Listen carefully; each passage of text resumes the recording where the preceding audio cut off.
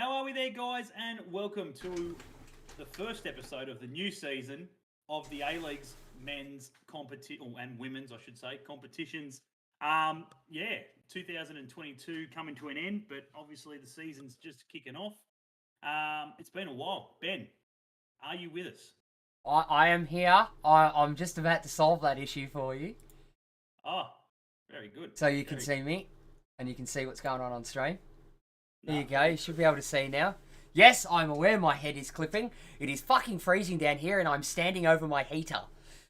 Yeah, mate. It's been a while. It's been a Like while. like I told you, the new jacket. It's tidy. The rain jacket.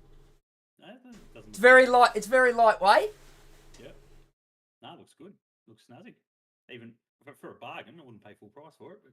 No, I wouldn't pay full price for it, but Yeah, you take it for a steal. yeah. Welcome everyone who's joined us so far. Welcome in the chat. Get in here, say good day. We know it's been a while. It's been a crazy year, 2022. It's had Been fucking nuts. Oh, look at you go. oh, far out. You know what that is? What's that? That's your camera trying to autofocus. That is. That's mate, Stick your hand up in front. Oh, there we go. It's been a while. It's pretty much like one of those ones where you sort of bring it back out of the box after a long period of sitting in storage. It's just catching up. It's waking up. Yeah, as I said, guys, it's been a while. We do apologise. It's been a crazy 2022. Let's be honest. For me personally, up and down and so forth. We do apologise, but the A-Leagues are upon us. We are only a couple of days away from the season kicking off. It's going to be an interesting season. There's going to be gap months, big gap month there, obviously between November and December, where we'll get a couple of weeks of World Cup. The boys will be able to sit back and obviously watch the World Cup without stressing about playing any games, which is good. In past years, we've obviously seen the season just continue on. No, just away we go, just keep playing, and people teams obviously get affected by the Australian squad in there in previous years, but obviously this year it's not going to affect any of them, which is good. But yeah, other than that, we'll talk about the Jets' interesting preseason. I would call it interesting preseason. There's been quiet preseason. Yeah, quiet preseason, I suppose as well. You could definitely say that it's been very quiet. No surprise on the girl front. The girls, it's very quiet in that situation. There's a few signings coming in now, which they try and let the boys have their moment. As they kick off first, obviously, but now that the season's pretty much upon us, the girls are starting to get a few signings in, which is good to see. New couple of new fresh faces. Yeah, I think is the biggest thing. It's good to see, and still missing one. Well, as far as I'm concerned, yeah, she's signed somewhere. Just leave it at that. I haven't spoken to her yet. Must be a big signing. She's going to be must be like one of the marquees, I reckon, if it's taken this long. Now she's an international, I suppose, international player. So yeah, true. Anyway, but yeah, as I said, we'll talk about the season ahead. We'll talk about the game coming up on the weekend, F3 Derby. No better way to start a season than with an F3 Derby down the Central Coast. It's going to be an interesting one. There's no question about that. First round, no Wizard of Woy Woy. How different is that going to be? 15 seasons. It'll be good. 15 seasons, and now there's no Wizard of Woy Woy. That's interesting. I sort of called it last year. I sort of figured that he had to be coming to an end. He wasn't playing nowhere near enough minutes as what he should be. I think he was just there last year to fill the numbers and get a bit of experience before passing the torch. Yeah, most likely. Just it was more an advisory role last year than a player. Yeah, just to sort of steer the boys around and, as you said, that leadership role and sort of making sure that everything was all the I's were dotted and the T's were crossed, and before he obviously hung up the boots. Vukovic is there now. Big signing, one decent keeper. It's huge. Another keeper, massive keeper in, taking the captain's armband as well. So no sort of easy beat there. He'll be back for redemption, especially against the Jets, considering that red card in 2008, all those years ago. Yeah. Round one could be very fiery from a keeper point of view. Suppose it begs a question. Yes.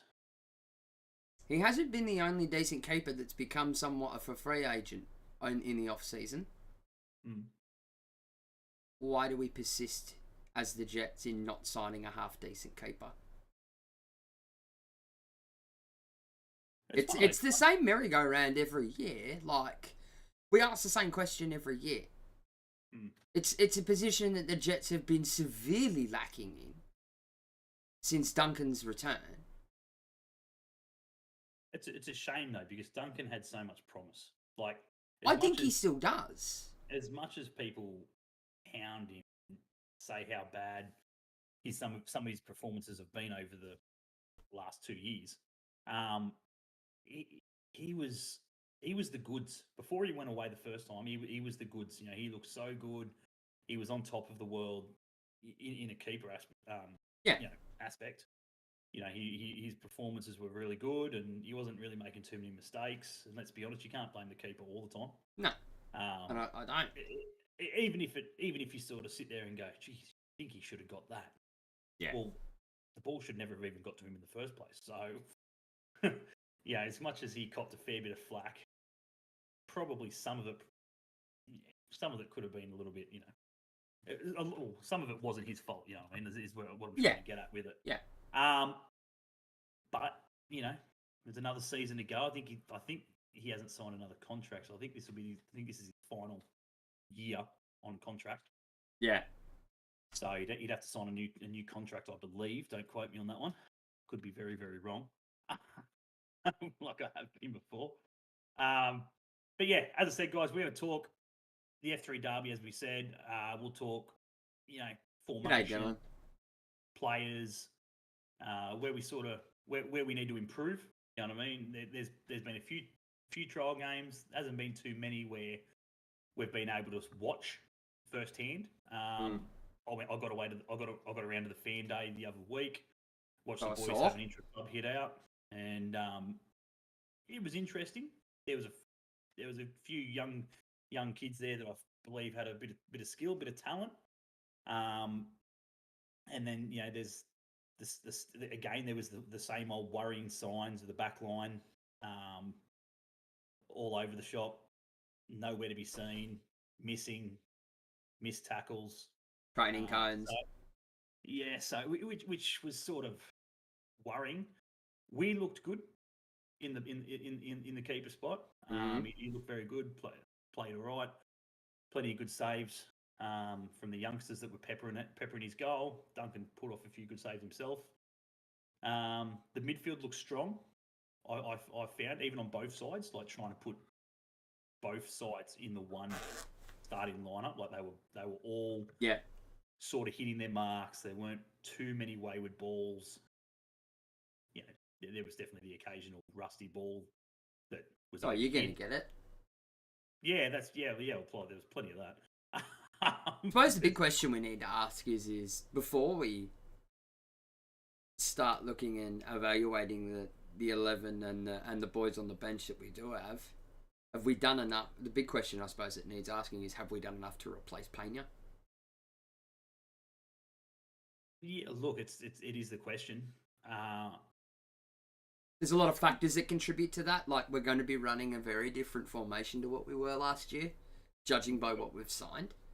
We've got to be. We would have to be running a completely different formation. You can see glimpses of it at the open day. 4-3-3. There was a bit of 4-3-3. There was a little bit on the opposition, so on the more so the Rezzies and the youngsters looking for a contract. There was even a bit of straight 4-4-2, like with a bit of with a lot of wing play too. Like the wide men were really wide. Yeah. Which I think suited them. Lukey's put him in the chat there. David Noor was on fire. Sabit, mate, he was a talent.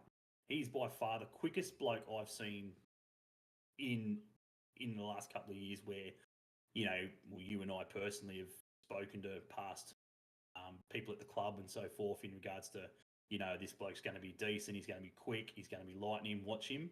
This bloke, mate, oh, lightning, and his touch was on point.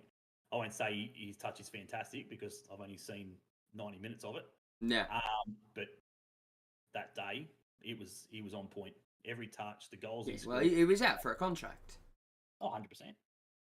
100%. So we'll put it this way: I got him to sign the shirt. I got him to sign the shirt, and I put him on there. So Yeah.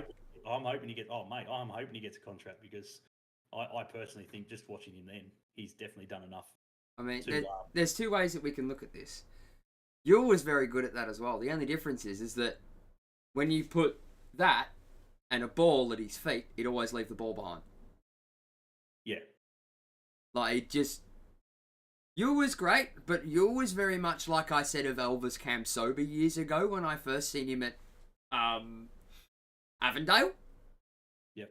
He would be great because you can see that the cogs are turning and you can see that he's quick and you can see that he wants to go. The problem is that sometimes his brain is a bit too quick for his feet and he leaves the ball behind. And I said that to you when he first went to Victory. If Muscat, when he was there, can get him to relax and slow his brain down a bit, weapon. And look, sure as shit, now he's playing overseas.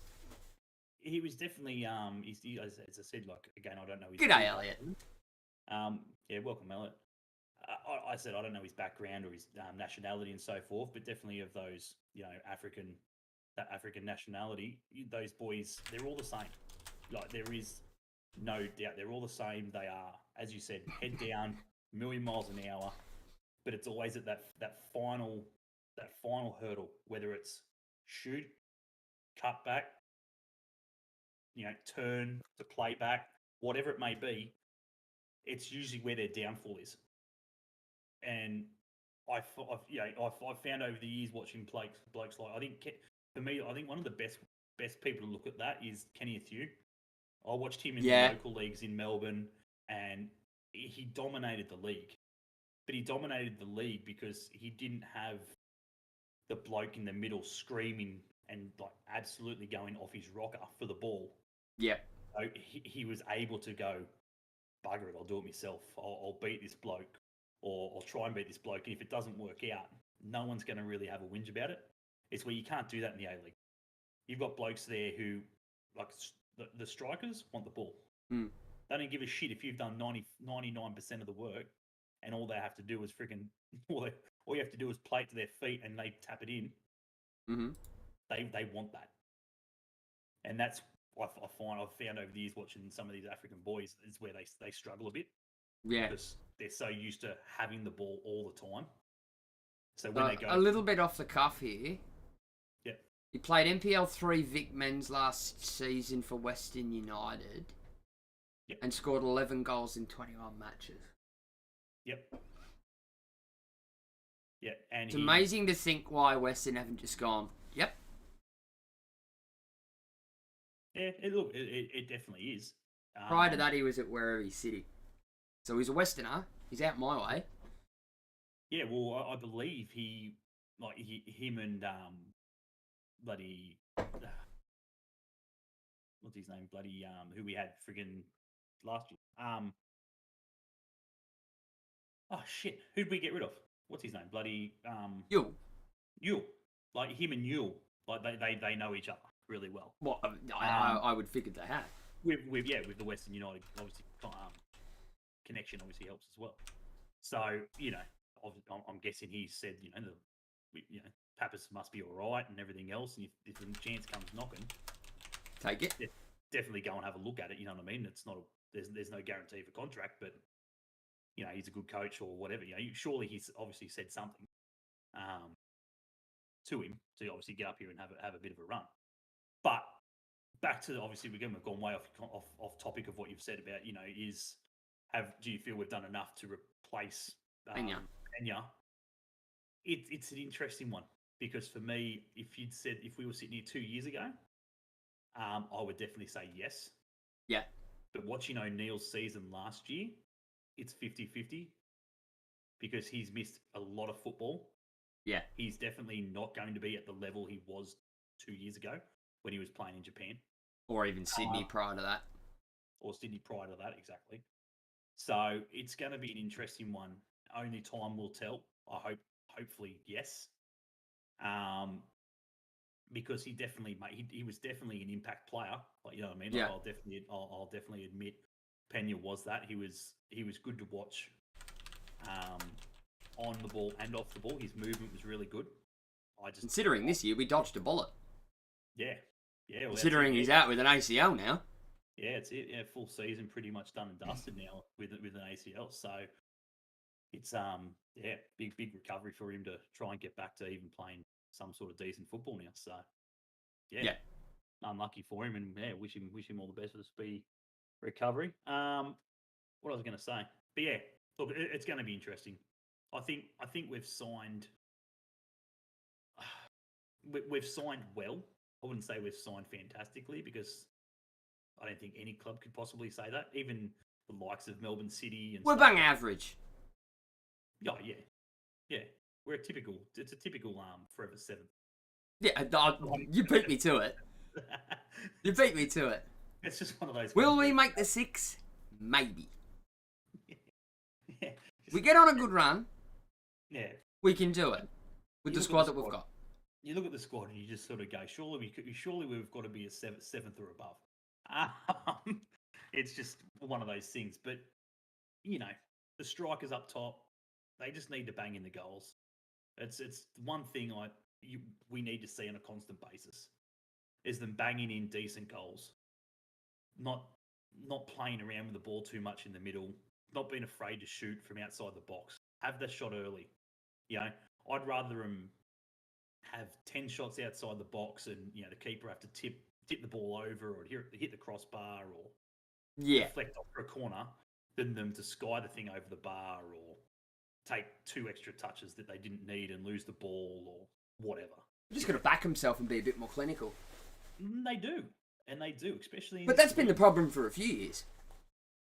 We've always had good chances. It's just can't finish our dinner. Yeah. Anyway, let's hit the chat very quickly because messages are starting to flood in. Yeah, mate. Yep. What have we got here? Will's in here. What do we got? I'll see your beautiful ass on the weekend, Will. Oh, there we go. That's it. Yeah, Benny's off to PAX, and I think there's a few boys in the chat that'll be down there for that. So, to the show. What do you guys think of MacArthur's chances given their FFA Cup success? MacArthur are going to be the team to beat. High. The chances. They're going to be the team to beat. Yeah, there's no question about that. I think they just looked like give Sydney their due. They took. Well, they fucking took it to them. And for MacArthur to literally win that game by 2 penalties, was definitely credit to the Sydney's coaching staff and the players they had at their disposal. I pinned him back well. Which there was a few decent players in that squad, a few ex-A-League players. Yeah, Trefiro. There's definitely a few in there that probably should have had their chance a bit earlier than what they may get now. Yep. From that, but it definitely proved that the second division needs to happen. I'm still not 100% sure that it needs to happen right now or how long it's going to take for the second division to be constant like that, where every A-League team going into those games are 100% not certain. Yeah. Like it's even in past years you've watched Wellington struggle. Every team's had one of those seasons. Mm-hmm. But I still don't believe A-League teams have gone in, even say like the last couple of years when Melbourne Victory have been struggling. They haven't gone in there going, we're going to walk over these guys. No. You know what I mean? Like the Victory can definitely beat us. They're dangerous, or the Jets can definitely beat us. They're dangerous. Whoever it is down the bottom is where I still believe they still feel that mentality against a lot of these NPL sides. They haven't really reached that point yet where it's, no, we could get beat today. Yeah. You know what I mean? So for me, that Australia Cup final was very much the double-edged sword. Yeah. Yeah. Great for MacArthur, not great in the circumstances in which they won the game. Being both penalties, Sydney United being I don't like bringing this up, but being ethnically backed and very passionate in that regard. We'll see it as we got robbed. Because again, I've been around ethnic football clubs like that, and it doesn't matter whether they're right or wrong, they will stick to their passion and they will make an excuse for it. The other side, and look, I didn't know where I wanted to win. I sort of sat there and just went, yeah, I'd like to MacArthur to win. New club. Shows that, you know, maybe they've chosen right in York. They've recruited well. With all the troubles that's been going on with Yuli de Villa and his wife, God rest her soul, and everything. It was a bittersweet moment for him. But then on the other side of the coin, you got Sydney 58. Very strongly supported ethnic NPL side, and always make it known that they are. Happy for an NPL side to reach the Australia Cup final. I've been saying it for years. But with them getting there, and should they have won, and even when they didn't win, it still came out, I stuck away from the football side of social media for the next 48 hours after the winning of that game, because I know all that I would have seen from the Sydney 58 supporters is, we deserve to be in the A-League now. And then that opens up that fucking debate of, and if we can't be in the A-League, give us our national second tier. Okay, I'm not opposed to the national second tier. I never have been. My big crux about it is that the timing needs to be right, and it needs to be implemented properly. That's one team. Sydney 58 is one team that is at the level of maybe a second division club. Can't tell me that all the other ones are as well. Right? Yeah. Not only that, you look back at old mate who's just fucking dropped the ball on Xanthi that also owns the NPL side. They're fucked. I was waiting for that. No money. They're fucked. Yeah. Yet they're one of the ones that are also screaming, we should be in the second division. How? You're now broke. You've been royally fucked in the ass. Like, there has to be... Yeah, okay, they may make it on some other merit, whether it be history or ethnicity or whatever, but if you can't stump up the finances at the start of the season, you don't get entry. It's like a lot of other second division sides. Like, the squads themselves are good.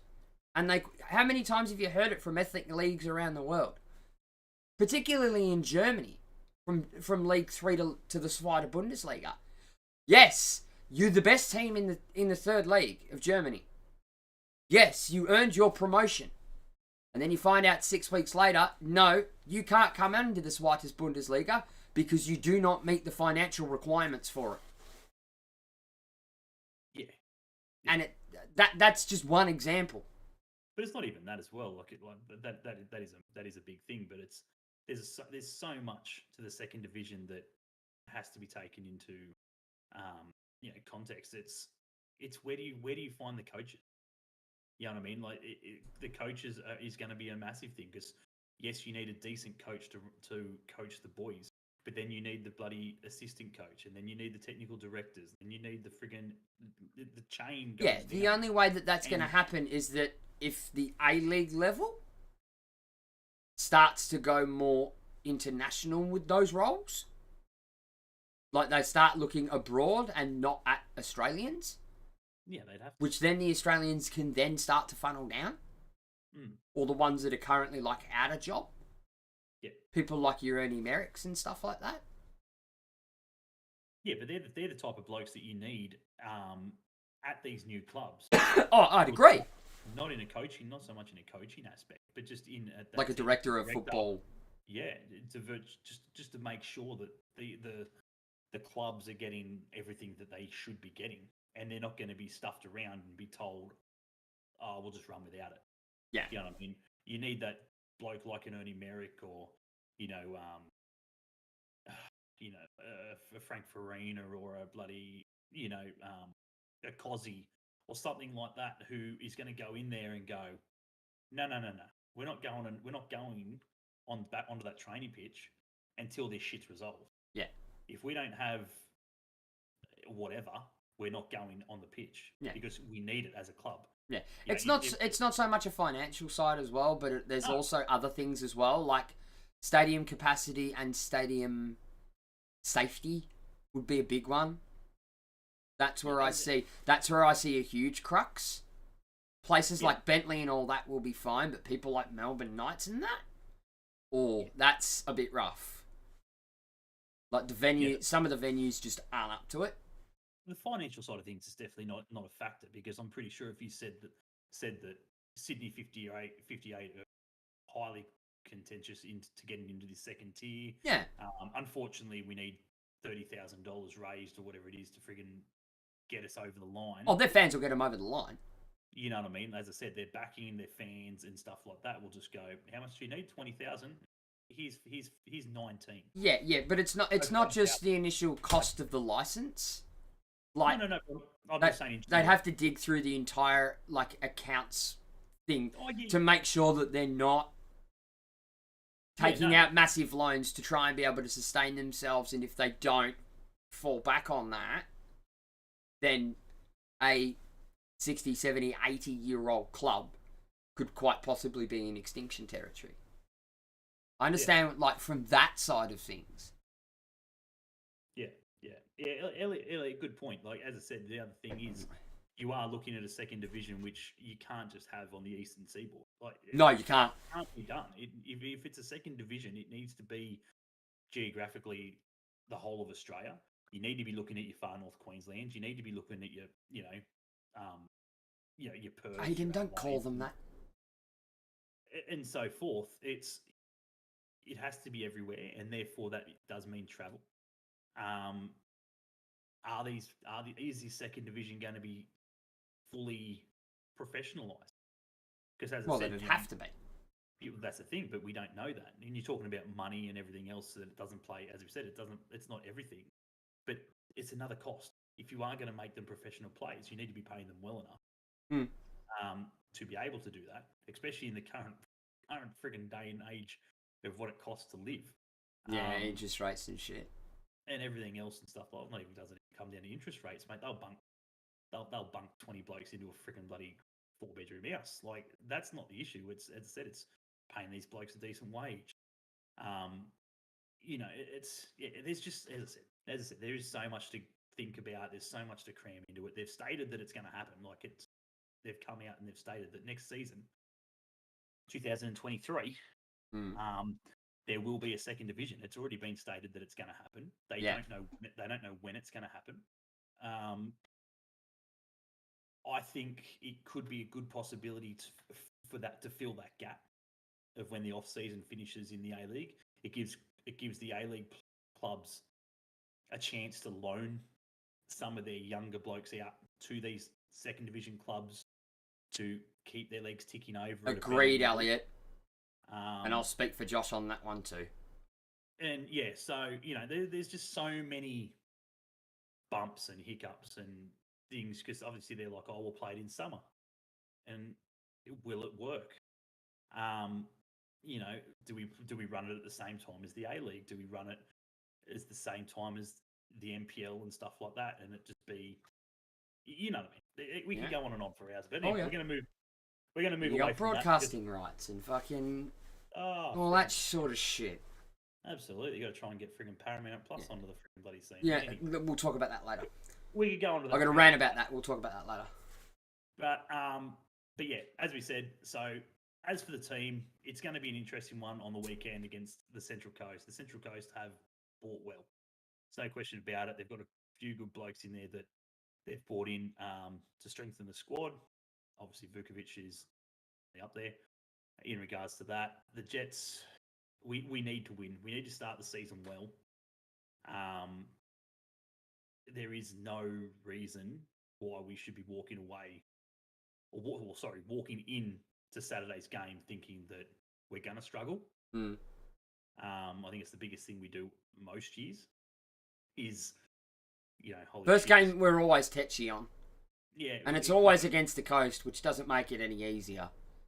it could go either way, and la-di-da. We just need to be... At least if they give us Perth, we know we're going to lose.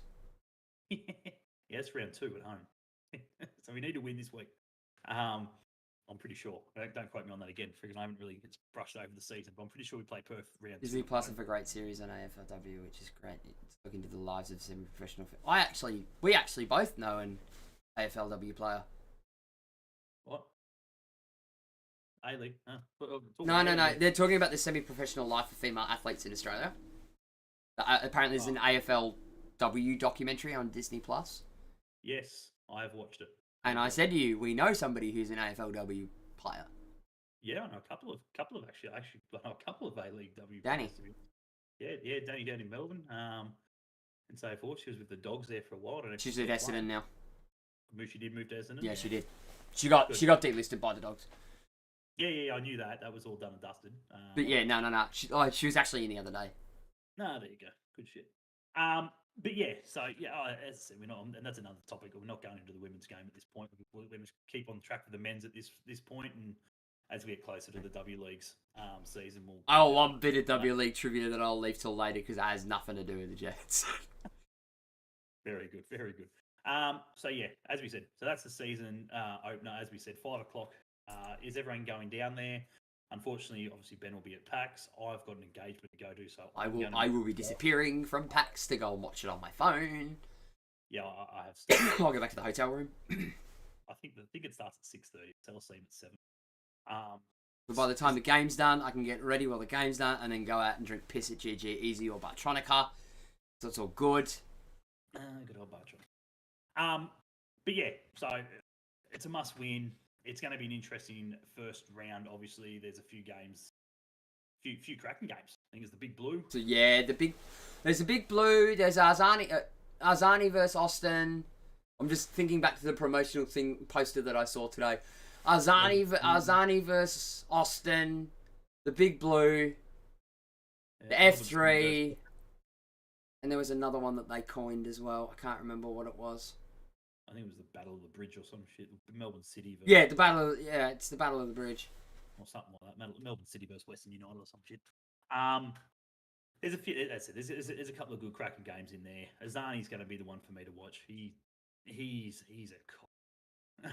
he was cocky in that game against Sydney 58. He was firing the crowd up. He was right into them, giving them heaps. And it's good to see that after his big injury that he still hasn't lost the yard. He's rusty, and you can see that he's rusty, but he still hasn't lost the yard. He's still agile as fuck. It's good to see that his eyesight is heavily on the World Cup and not so much on the league at the moment. You could definitely tell that he tried to deny it in his interview, so forth, when he was asked the amount of time before the squad gets announced. And he's like, whatever happens, happens. But that's not what he's thinking. He's 100% thinking World Cup, and I'm going to be on that plane. Yeah, he's got his eyes on the long ball. And he's only got a couple of weeks to prove it. So it's going to be an interesting one to see what happens in the next couple of weeks. He's done everything but put the ball in the back of the stadium. So it'll be good to watch, regardless, if he doesn't make the plane for the rest of the season. So... what's everyone's thoughts on the kits? That's another topic we were going to touch on briefly. The 3 kits. It's always a up and down moment. It's always controversial. We're not going to talk about the branding and how hard it is to get kits and so forth. At least you can get them from the games. At least we have a fucking sponsor. We've got a new sponsor. No, we don't. We've still got Port of Newcastle. Yeah, but not. Yeah, but See, I disagree, Elliot. I think it looks like a fucking training kit. Inspiration Paint is no longer on any of the shirts, and that's an interesting one for me. But he did renew his partnership though. Yeah, I think because you mentioned it to me the other week, and then I saw a post. I think it might have been last week. Yeah, they renewed the partnership, and so I walked straight past the membership, the merchandise stand. I didn't even stop and have a look at the other week, and Inspiration Paint could be on the arse end of that shirt. They might be on the shorts or something. Yeah, I have no idea. I don't know, but it's good to see that Joel's re-signed and put the money back into the club, and there's a few other ones O'Neill's re-signed and all those sort of things. It's good to see. Yeah.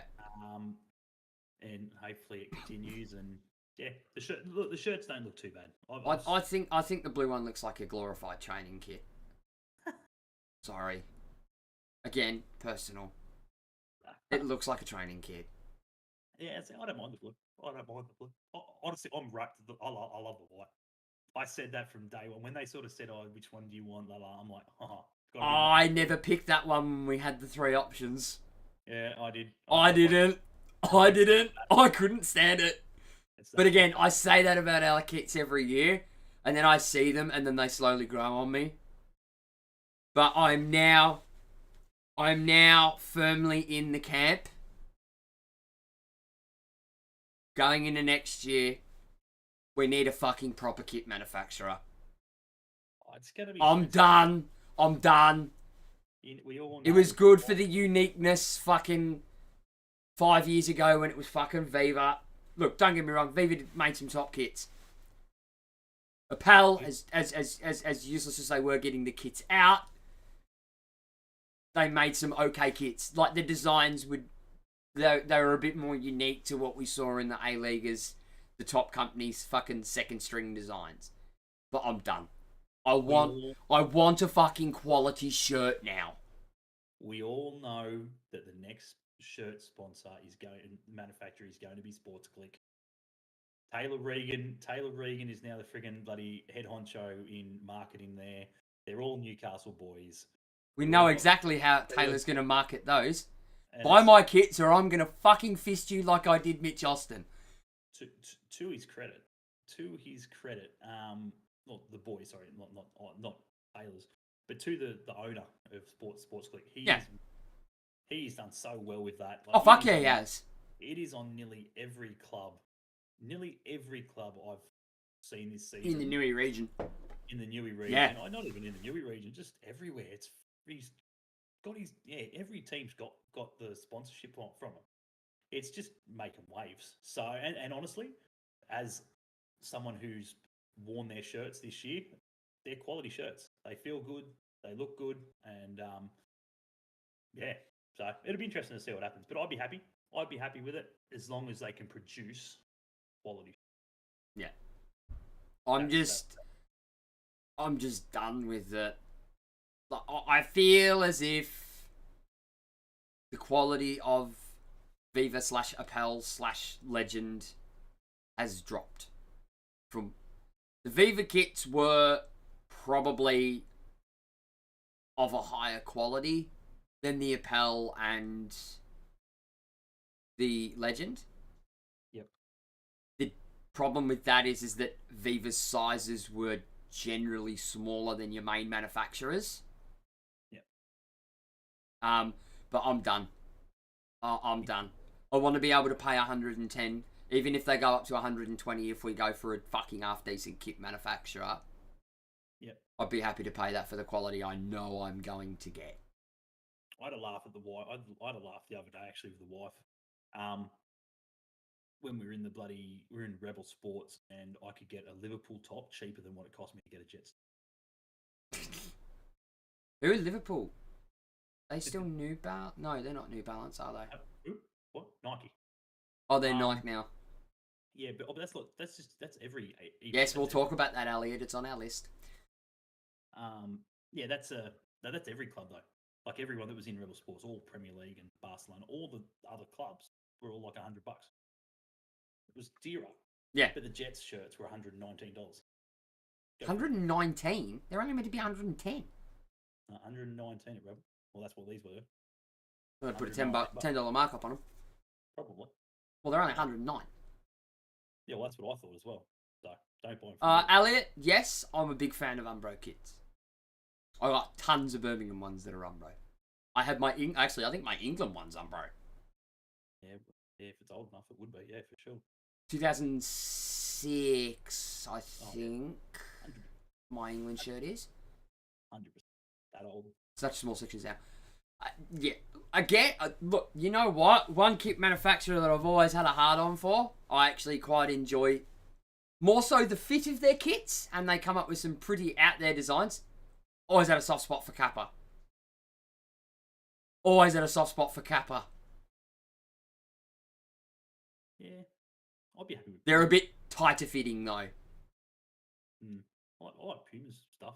Some of Puma's stuff that they've done for Melbourne City is pretty shit. Puma? Yeah. Adidas? No. No. No.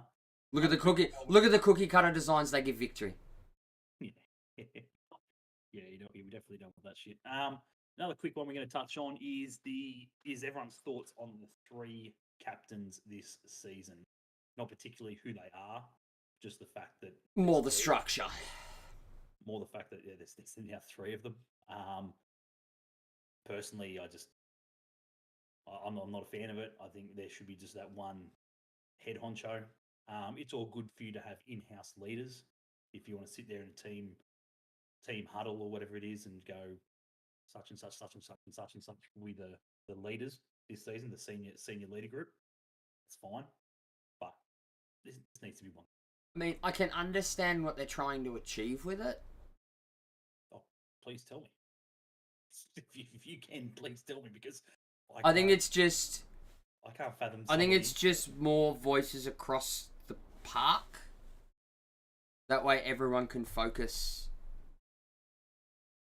One person doesn't have to focus on the other 10 players. Yeah, but that's a leadership. It sort of breaks it down. But again, I haven't seen where in a football environment that works. Like, I don't understand why the modelling has changed. And what benefits from having a single captain that the club actually made. Like, if they'd come out and just said it, that's fine. But they made a big fucking hoo-ha about it. As if to say, this is a big thing and you should fucking know this. They made a bit of a fucking hoo-ha about it. So why? Like, I don't understand the motivation behind it. I just don't get the reasoning behind it in general. Or the need. There's, again... Timmy, welcome. All the way from the US. On you, Timmy. Welcome, buddy. Hope things are well over in the States, mate. For me, it is as simple as this year's leadership group will consist of such and such, such and such, such. This year's captain is such and such. And that's it. That's all it needs. You know, your leadership group is the group that you need on the field to control the back, the midfield, the attackers, or wherever they are. And then the captain is the leader. The captain is, like, let's put this from a coach point of view, right? If I'm a coach, I don't want to be sitting there confiding in 3 blokes and having 3 different opinions. I want to be going to my captain, one bloke, and go, what's your fucking thought? And go, this is what's fucking happening. Do you have any objections to it? Yes. Okay. What are they? Yep. Cool. I understand that situation. Let's change it. Thank you for your honesty. Happy days. Not sitting in there in a meeting with 3 blokes going, okay, we're going to just do best out of 3. Put your hand up if 2 of you are happy with it. We're just going to run. Like, it doesn't. I just don't get that. I find it stupid. I find that there just should be one leader. Well, not even a leader, just one captain. One bloke that's going to go to the referees. I just don't see the purpose of... Yeah, it's a bit much. Are we now able to incorporate that into our weekly podcast? Can that be a 10-second bit every week of going, okay, guys, who's going to be captain this week? Oh, for fuck's sake. Do we have a vote? That's very taking the piss. Oh, no. We vote on who the captain should have been on the game before. But this is what I want to know. Is there's 3 captains, so are they all going to share the armband? They have to, right? That's confusing. But I've got 3. Okay, let's take this to another situation for a moment, and I'll get to you in a minute, Newey Jets football. I see you there, buddy. Welcome, my friend. Welcome. Bad challenge happens. Potential red card of defence for a Jets player. Yep. You get a ref like Kurt Ames, who don't like people in his face, especially in situations like that when it happens. I hope Elsie's not the captain. He don't like it when said captain will run to him to discuss it. You think that ref's going to feel threatened if he has 3 people running at him in that situation? But that's the thing. That's a 3 versus 1. Kurt Ames is very likely to turn around and go, right, you, fucking yellow card. Get out of my face. It's threatening to a referee. The three blokes aren't going to go rushing in. It's going to be whoever's got the armband that day is going to take charge of all these decisions. But the thing I don't understand about the whole situation is how does Pappas determine who gets the captain's armband this week? Like, okay, we're playing a very... Maybe they split the responsibility of it. I don't... Like, this person excels in, I don't know, maybe speaking with referees, so you put him on that one, and then, you know... But that all goes up the fucking wazoo if one of the 3 doesn't start. Like... It just... Oh, man. I don't... Becker runs in and he doesn't have the armband. No, but he's got those that have the armband. He's got something else that those who have the armband you don't necessarily see all the time, and that's called passion. It's a bizarre, like, as I said, like I've had this conversation. Honestly, I've had this conversation with friggin' in a room full of 100 Liverpool fans, and trying to organise the structure that when Henderson doesn't play, who's the captain? Van Dijk gets the captain's armband until Milner comes on, and then Milner gets the armband off friggin' Van Dijk, but Van Dijk doesn't leave the field. Like, how does that work? Like, yeah, it's like, just stupid. See, I suppose the parallel, Luke does bring up a very interesting point, and Luke, it's not something that didn't slip my mind. I was well aware of it. The Jets women have always had multiple captains. I mean, I haven't been enough to the women's game to see how that dynamic works. I have my own reasonings as to why it happens at the Jets women. Cass Davis is the captain of that side. Yeah, she's the captain of the captains. Right. So whenever she's not playing, yeah, or she gets subbed off, it would then go to But it's Cass. She never misses a game and she never gets subbed off. What's the name? Thingo, who's now left, which is not going to talk about now, but we'll talk about in the women's. Let's not. Because that sort of just irritated me when she left. Yep.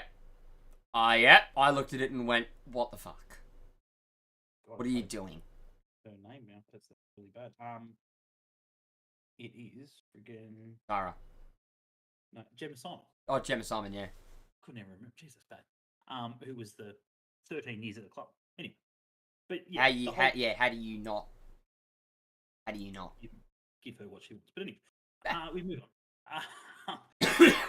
For me, I just don't understand the 3 captain thing. I understand if it's a leadership, and if that's what it is, and whoever the captain is, I have no idea. Elsie, I don't know. No, it'd probably be Yerman. It'd be Yerman, you'd imagine. You got what? Yerman, O'Neill, and Jenko. Yeah. See, for me, I would have it probably has to be at the moment, but O'Neill for me has to be captain if he plays well.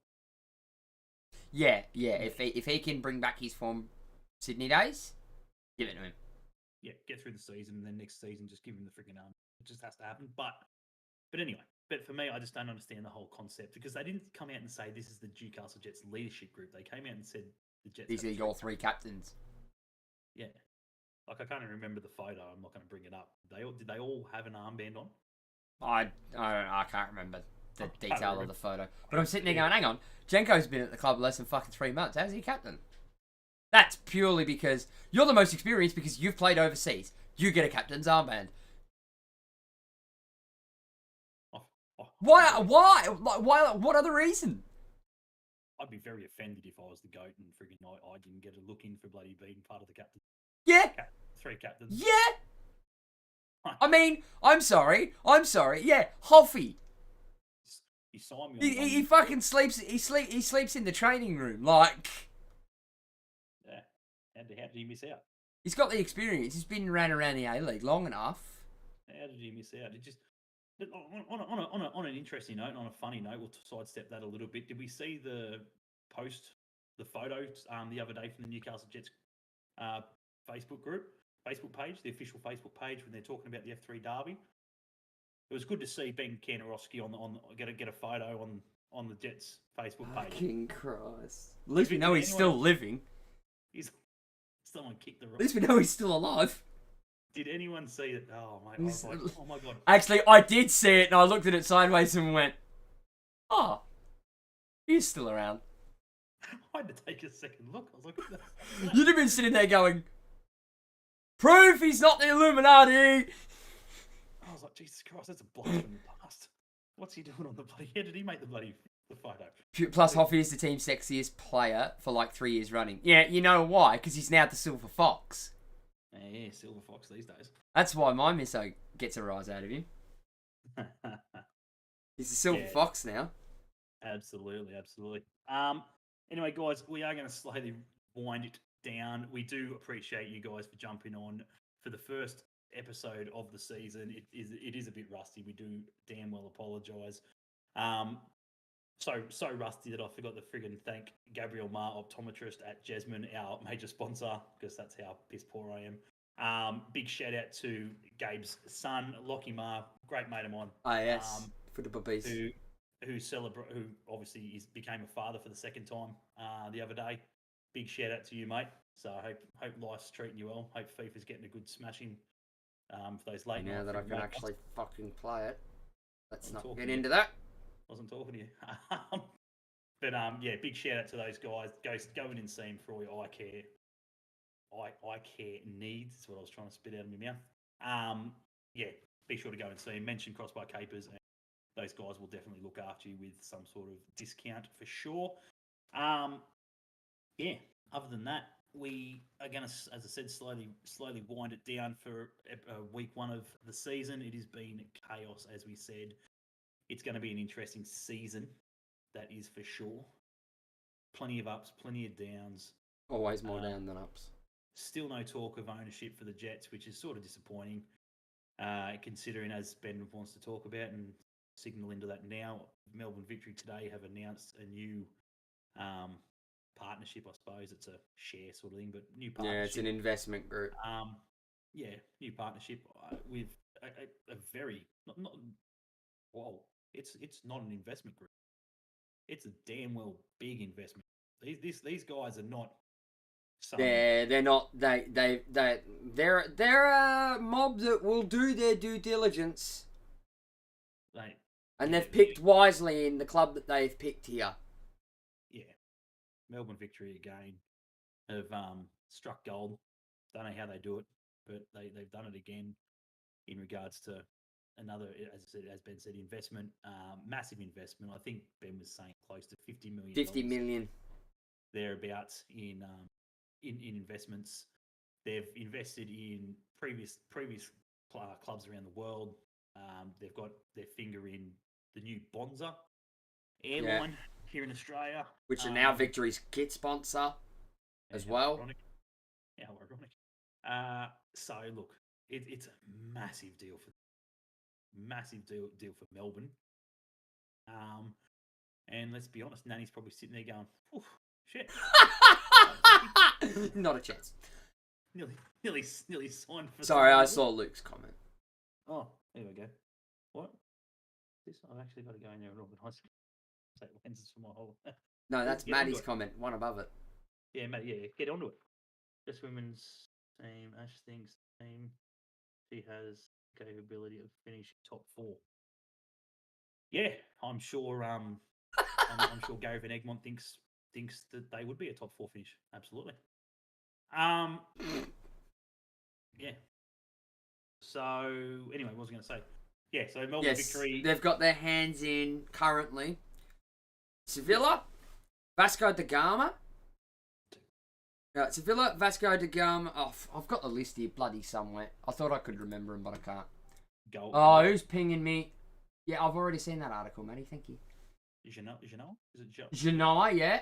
No, that's him, yeah. Who did I message that to earlier today? I think it might have been Aiden. Someone did. I think I've seen it about 6 times. But yeah, so while he's looking that up, obviously it's a big thing for the A-League as a whole, obviously, but as well as Madrid. They've got stakes in Sevilla, Genoa, Standard Liège, Vasco da Gama, and Red Star Belgrade. Good stuff. And Bonzarello. As well as basketball team, NBA basketball teams as well. They've invested in all the right. We'll just let. Yeah, they're not silly. They're not silly. They've done their due diligence. Correct. So, yeah. Look, it's going to be an interesting season. Is everyone going into the fantasy league? I don't have time for that. Neither do I. I haven't set it up either. I don't have time for FIFA, let alone doing fantasy. I seen it the other day and just went, "That's good. Good on." They're pushing it hard. Yeah, it's good. Good to see. You won't find me near it with a 10-foot pole. I'm no good at shit like that. No, I'm too sentimental for shit like that. Yeah. I pick players because I actually like them, enjoy watching them play, and think that they are valued better than what they actually are.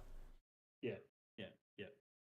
But yeah, other than that, as I said, we're going to wrap it up now. We do thank everyone for jumping in. As I said, our major sponsor, Gabriel Mar, Optometrist at Jasmine. Be sure to go see those guys. Save the Humans. We want to thank those guys for their intro and, I believe, outro music. I can't remember if we've got on the outro. We definitely have on the intro. If you haven't listened to Save the Humans, they're a Newcastle band. They are a bunch of legends. Some great stuff on Spotify, their Facebook page and everything else. I've actually just booked tickets to their gig in December at the Newey Hotel. So get onto that, guys. It's meant to be some sort of heavy night. They're playing. There's a few other bands in there as well. I figured why not get out, support the boys, and get on the piss at the same time. Get on the beers. Get on the beers. Exclamation mark beers. Daniel Andrews told me so. It's the one thing I took from Melbourne. Told me to get on the beers. But yeah, if you haven't heard of those guys, be sure to do so. We are actually going to try and get one or two of those boys on just to talk a bit about their obviously upcoming gigs and stuff like that. If anyone knows any other local bands and stuff like that, we're more than happy to plug their music and shit into our intros and stuff like that. Costs us nothing and not overly rocket science to freaking whack it on there. The band anyway. Better whack it on there within a couple of minutes. Other than that, get your memberships. Got mine. Get your memberships. If you haven't got your memberships, get your memberships. Got mine yesterday. If you haven't got your Paramount passcode or whatever it is. Oh, fuck me. Hold your horses. You'll get it. It'll come. Me. Don't stress. That wasn't to do with my rant, but it's just another part of it. Part of the rant. It's part of the rant. Well, part of the rant. Well, everyone jot that in. That's going to be topic number 1. Write that down. Topic number 1. After we talk about the 3 points we pick up on Saturday. That'll be topic number 1 next week. Paramount Plus and the second coming. I like to call it the second year. They've knocked out all the kinks and all the shit. Fucking hope. And it can't get any worse than first season. So happy days for that. Anyway, Benny, muchly appreciated, mate. Always a pleasure. My parting words on that topic before we go back to it next week is, for the millennial generation that live, breathe, and can't thrive without fucking technology, they think turning on live pause is a simple flick of the fucking switch. Don't happen like that. That's where we'll start it. I'll let you simmer till next week. Oh man, I'd have to freaking go and Google up on freaking Paramount Plus's plans for the A-League. I haven't even bothered. I've just gone bugger it. Mine auto-renewed. I got my code. I can't be factoring in the Jets membership department to fix it, so I'll pay full price. I don't care. I use it for more than just the A-League, so I'm getting a benefit from it. I rang the Jets today 3 times. Couldn't get through to them 3 times. Again, why I'm not ringing them. Gave up. What's the point? I don't care. Like, I'm happy to pay full price for it because I use it in the off-season and during the season for more than just the A-League. I did see that comment from you, Elliot. I have both those things. I don't really need it either, but I'll find someone will give me their password and log in. I'll be right. Yeah, I'm happy to pay full price for it because I use it for other things. Like, it has every single season of NCIS that I could ever want to watch on it. Oh, that makes me happy. Anyway, we're rambling on. Muchly appreciated, guys. As I said, thank you everyone for jumping in for the first episode of the new season. Enjoy your football. Enjoy, whatever you're doing on the weekend. MPL's finished. Congratulations to Lambton Jaffers. My cousin Ben actually plays for those boys, so well done, lads. BK. Does he now? Did he move? Yeah, moved back. He moved back. Scored the winner last week to get him into the grand final. Big shout out to Lambton for winning the premiership, coming from 4th, may I add. So let's just throw that in there. Scraped in by the skin of their teeth into the final series and won everything. BK, masterclass in goals. Well done, champ. Oh, yeah. So, anyway, other than that, big shout out to those guys, and we will catch you guys next week on another episode of the Smashing Crossbar podcast, and where, we'll talk all things A-League, all things Jets, and try and work out a tour of duty. That's the biggest one on my mind at the moment, because there's fuck all away days, literally fuck all away days. And I think the other thing we'll talk about next week definitely is Sunday sesh football, family fun day, 3 p.m. kickoffs on a Sunday. Can't get much better than that. Happy days. And Hey Josh. Yeah. What time do I stream on a Sunday? Yeah, about that time. Anyway, big shout out to Benny, as I said, for jumping on as always. It is muchly appreciated. If you haven't seen Benno and Corner Flag games, be sure to go check him out. If everyone knows, he is a FIFA streamer. Don't expect too much of FIFA 23 at this point. He's arguing with FIFA 23. So on PC, yes, but I got it on PS5 now. I did it last night. It will come. The content's coming. It's a little bit delayed. Fortunately, the chat shows Perth Glory, but I'm not one to complain. But at the end of the day, it is what it is. FIFA 23, piece of shit, as always. Same shit every year. Dog's breakfast. But final game. Yeah. Before it turns into EAFC. And turns into another pile of shit. But anyway, that's next year's problem. Take it easy, guys. We'll speak to you guys next week. And as always, we hate Coast Scum. That wasn't too bad. That was pretty good, actually. Got there just. We got there. See you guys. See ya.